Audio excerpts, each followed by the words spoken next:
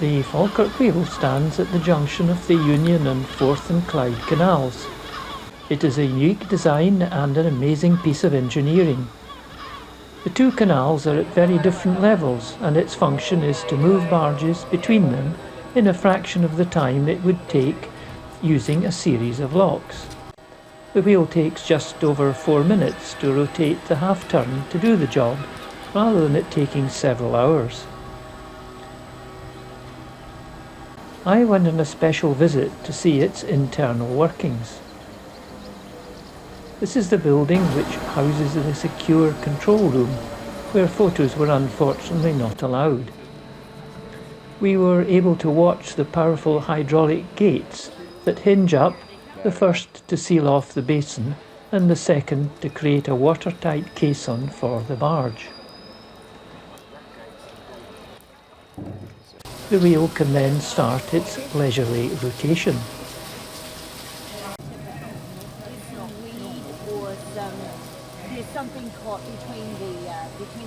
The pointed parts of the arms are just for appearance. They could perhaps be said to replicate a bird's beak or the head of a Celtic axe. Bottom left here are the sprockets of the drive wheel for the rotation, and beside it is the small cog that then counter-rotates the section containing the caisson. The works of the wheel were on multiple levels inside one of the towers. The largest machine was the standby generator. There were computer display screens duplicating those in the main control room.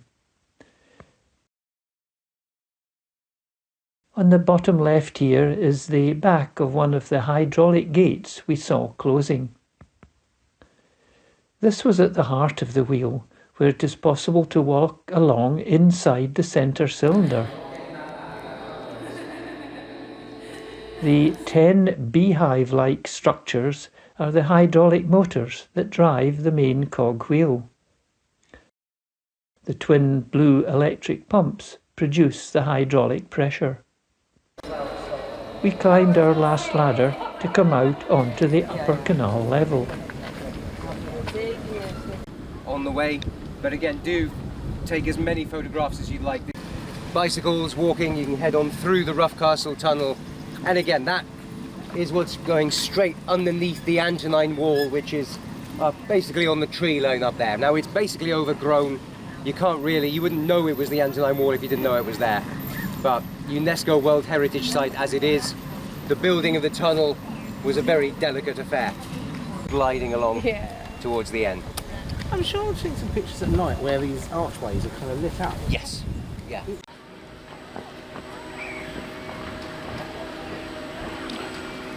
Because the two arms of the wheel counterbalance each other, it takes relatively little power to rotate the wheel.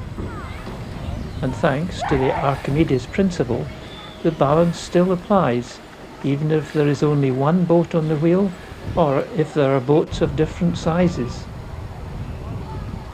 The wheel can be rotated in both directions to even out any wear.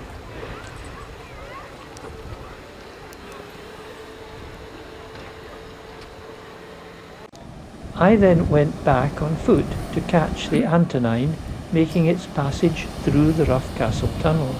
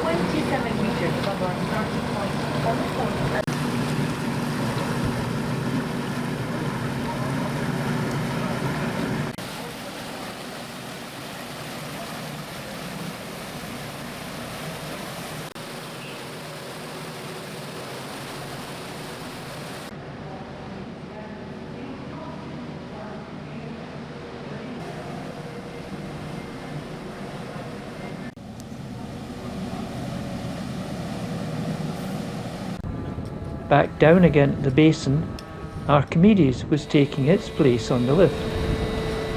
While it got ready to make its way up, I looked around some of the water-related activities on and around the basin. The motor sound is not from the wheel, but a large grass cutter machine behind me on the bank.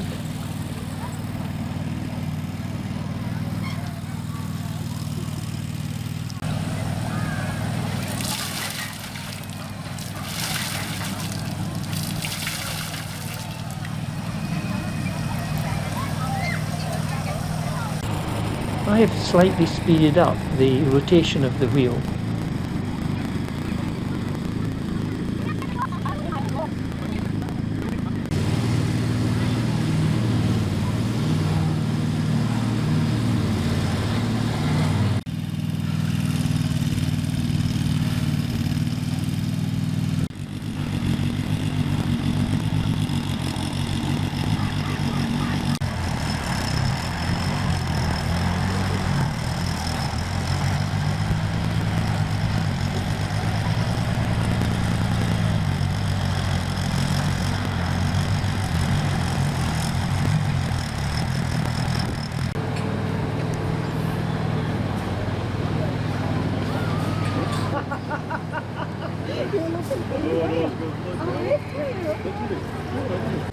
There was a hire boat waiting on the Forth and Clyde Canal for its turn to go up, but first it had to go through the single lock for the main basin.